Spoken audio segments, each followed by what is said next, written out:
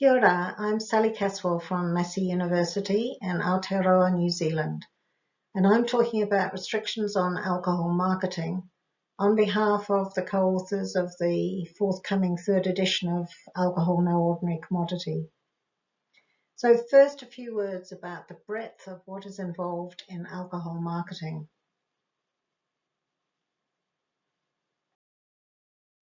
Marketing goes a long way beyond advertising campaigns and includes the design of products, the prices at which they're sold, how easily they're accessed, and the kind of experience consumers have when they purchase alcohol products and drink them. Public relations activities are part of marketing. They're primarily designed to legitimate the position of the industry and allow them to ward off effective policy, but they have been shown to have impacts on consumption also. A big change in marketing, which has happened over the past 2 decades, has been the rise of digital marketing, and any integrated marketing campaign now would be expected to include digital components. This has implications for cross-border marketing. Digital connectivity is increasing. About half the world's population are online, and most of those are active on social media. A major new marketing element is the fast expansion of online access. And this was already significant in some parts of the world, but the COVID pandemic has increased its spread. There's a very large body of research investigating the mechanisms of alcohol marketing and how it impacts, particularly among young people, but increasingly with adults. And this research draws on many different disciplines and employs a range of methodological approaches, and the consistency of the finding gives us confidence. I've summarized some of this extensive literature in this diagram. The process begins with exposure to marketing material, and this can have a direct impact, and changes have been seen at the neurobiological level.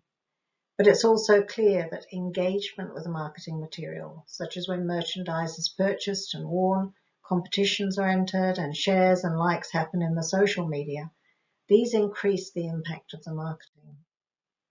Many different elements of the ways in which marketing has an impact have been measured, including brand preference, liking for alcohol, beliefs about how safe it is to drink, how many of our peers drink, how we project our identity, and how appropriate it is to drink alcohol products in new contexts.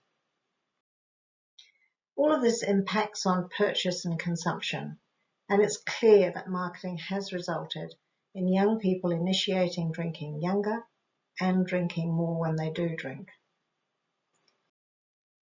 Finally, the ubiquitous dissemination of these positive messages and images of alcohol products and drinking normalizes use, something which is important in those countries where only a minority of people drink alcohol.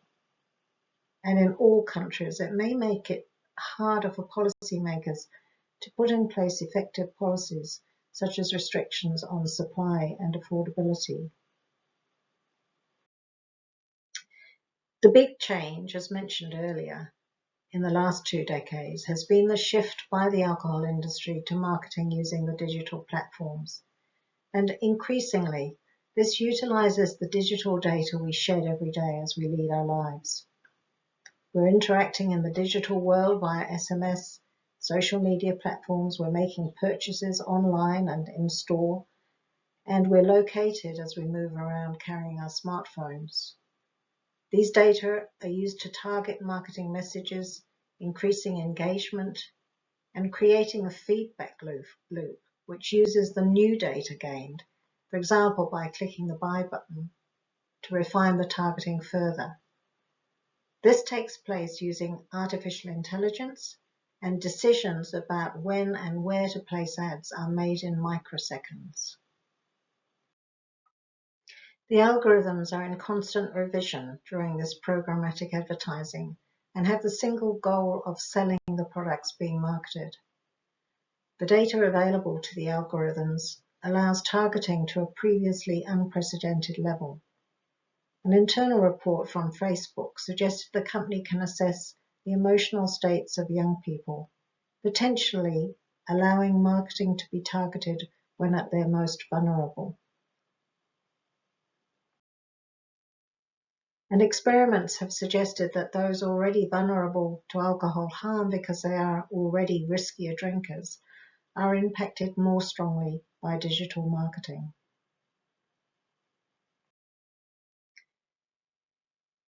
The digital environment is the site of many ways of marketing alcohol in addition to the programmatic advertising described earlier, in which ads are targeted by artificial intelligence. In the social media, influencers are paid to incorporate brands into their posts, and new technology innovating marketing material, such as the augmented reality filters and the global reach of live-streamed events. Social media has increased the power of the sponsorship of real-world events by alcohol brands, which have taken the place of tobacco as these have been regulated. Esports, gaming online, is now more popular than the real-world sports and is also branded by alcohol with product placement and gaming influencers who talk brands during live streaming. This is alcohol branding a music event in Nepal. Alcohol marketing is global and alcohol remains one of the most highly marketed products. So what do we know about the effects of regulating alcohol marketing? The Alcohol No Ordinary Commodity Project evaluates the evidence on which policies reduce consumption and harm. Unfortunately, when it comes to alcohol marketing, there are few examples of comprehensive bans.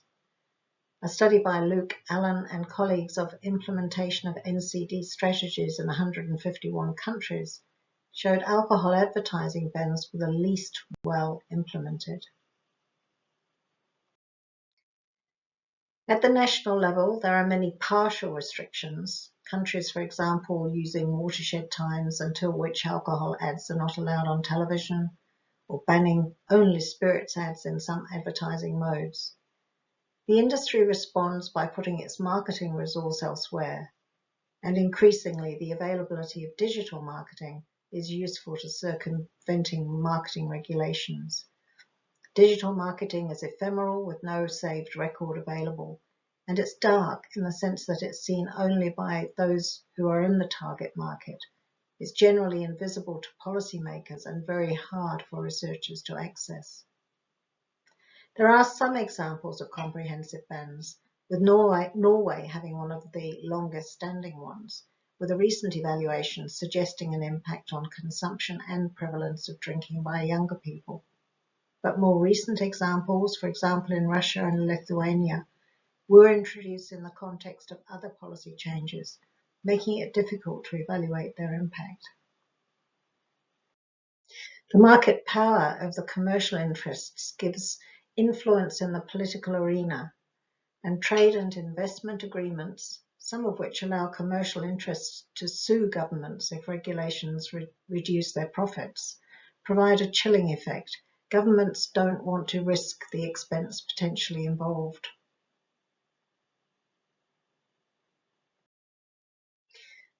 The vested interests, the alcohol producers, the media and advertising industries, and now the digital platforms, have all collaborated to avert regulation by building intricate and well-publicized self-regulation regimes, which are, however, not effective.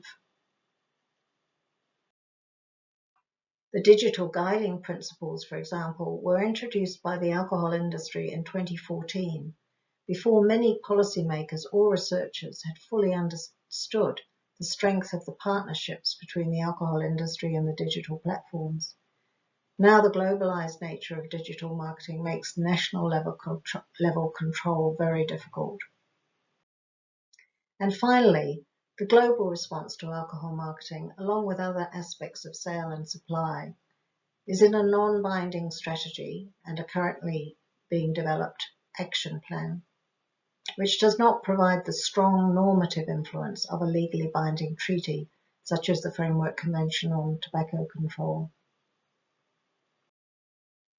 So going back to the assessment of the regulation of marketing as an effective alcohol policy, this was debated by the co-authors, who concluded that despite the lack of evaluations of comprehensive bans, we can conclude that restricting alcohol marketing is a best buy. This is based on the large and multi-method research literature showing the impacts of alcohol marketing,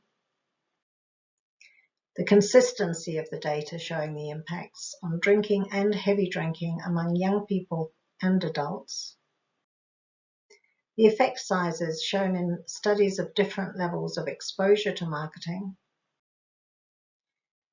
the lack of effectiveness of self-regulatory regimes, and the parallels with tobacco, where restrictions are in place and have been seen to be effective. Finally, I'd like to acknowledge my co-authors on the book, Alcohol No Ordinary Commodity, and the source of the funding for my participation, which was my research centre at Massey University in New Zealand. Thank you.